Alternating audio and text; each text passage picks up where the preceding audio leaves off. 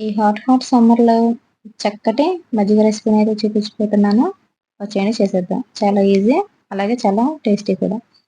ముందుగా ఒక mixie jar తీసుకొని అందులో చిన్న అల్లం ముక్కలు 2 వేసుకోండి. అలాగే 2 పచ్చిమిర్చి ముక్కలు, 2 రెబ్బల కరివేపాకు కూడా వేసేసుకొని, మీకు మజ్జిగ క్వాంటిటీ ఎంత కావాలో అంత పెరుగునైతే వేసుకోండి.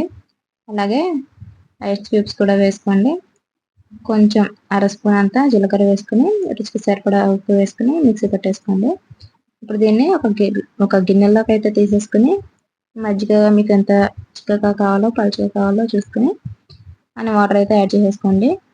ఒక చిన్న నిమ్మకాయనైతే పిండేసుకొని ఇలా కలిపేసుకొని, ఈ మజ్జిగలో కరివేపాకు టేస్ట్ అయితే అసలు నెక్స్ట్ లెవెల్ ఉంటుందన్నమాట. తప్పకుండా కరివేపాకు వేసుకొని ట్రై చేయండి.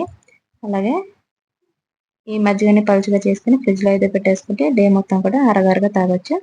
నచ్చితే ట్రై చేసి ఎలా వచ్చిందో కామెంట్ చేయండి. Thanks for watching. బై.